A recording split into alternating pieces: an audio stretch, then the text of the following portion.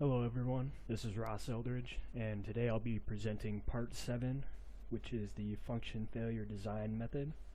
I'll go through my functional diagrams, show you a glimpse of my function failure matrix, and go over mitigating any problems we'll find. So to start out, just a reminder, I'm doing the electrical system on a natural gas compression station. So at the highest level, basically it's a convert block. You take in electrical energy and you output mechanical energy in the form of turning pumps, essentially. Along with that, obviously you'll lose some heat energy just because of inefficiencies and losses. And then also there's this optical energy, just because the site needs lighting so that you can see when the light level is low. And this electrical energy is representing the electrical utility, but if that should fail, there's also this chemical energy input, and that would be fuel for the generator so that you can have a constant source of electrical power. And then you've got a control signal coming in and a control signal going out. This would be going back to a central control station for the client. Controls telling processes to do various things, and then feedbacks going back to the control station reporting what's going on. So if we jump into this block, this is what we'll get. And essentially, if you knew what you were looking at, you would see that this is essentially the one-line diagram. You've got your utility power coming into the main transformer. It goes through some current transformers to measure the current. Then you've got your automatic transfer switch, which has a breaker. And then you've got the bus work. And then you have distribution panels, which also have bus work, and they have breakers on them. And then at the end, you've got your your loads, which convert the electrical to mechanical energy, and this would be on your 480 low voltage switchgear. And then if you keep going down here, you've got the main breaker for your MCC, then you've got your bus work for your MCC, individual breakers for individual loads, which are shown here, and then you've also got your lighting panels, which do essentially the same thing. And then you've also got your uninterruptible power supply, which stores, in this block it's showing stored electrical energy, but as we'll see in a second, it's actually storing chemical energy. And then it's also got distribution, breakers, and one of the loads, the main loads it feeds, is the PLC, which is your control. As you can see, all the control signals radiating out. And then finally you've got your other convert loads, which convert your electrical energy to mechanical energy and heat, and etc. And then up here you'll notice this convert block. This is converting your chemical energy of fuel into electrical energy, and then it's coming into this switch and being distributed. This block here is showing the more detailed breakdown of the generator. So you've got your fuel coming in to your tank, and then you've got valves and regulators that control the amount of fuel going into your engine, which converts the chemical energy into rotational energy, and that rotational energy is directly converted into electrical energy. And then you've got different control mechanisms to control the voltage magnitude, the voltage frequency, the power magnitude as well.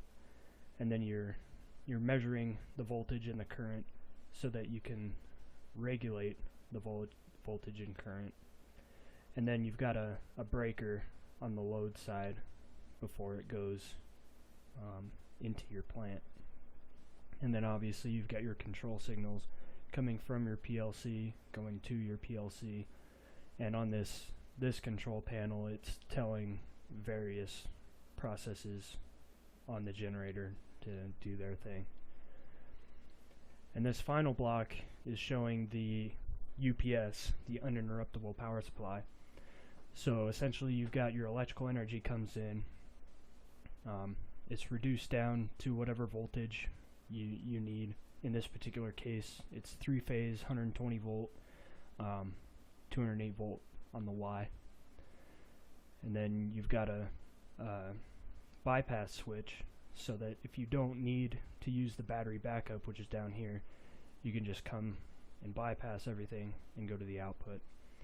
But if you do lose power, you continue down this. I'm sorry, I'm getting a little ahead of myself. So in order to keep the battery charged, you've got this circuit here.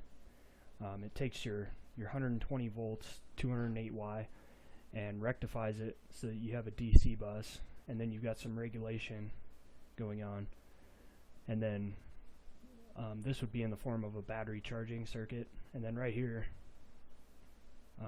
it's converted to chemical energy in the battery. It's typically the most noticeable is probably the lead acid battery, where you've got basically just blocks of lead immersed in acid, and the difference in potential is how you get voltage at your terminals. So this chemical energy is stored in the battery, and then when it's needed, it's converted back to electrical energy. And then from there, the voltage is measured so that it can be controlled, and then it's inverted back into an alternating current where it's then output. And up here we've got the failure matrix. In looking at it, you'll see it looks very sparse, at least over here. What you'll see is that you've got very large numbers over here, and that has to do with the breaker settings. Many of the failures on this site have to do with the breakers tripping when they're not supposed to, or not tripping when they are supposed to, and that's why it's got such a disproportionately high amount of failures. You'll see the next highest amount of failures has to do with controls. Either those control signals are corrupted or they're lost completely. Now, in order to mitigate these problems, I guess I'll first start with the breakers. Breakers are actually built to fail in order to protect things downstream of it.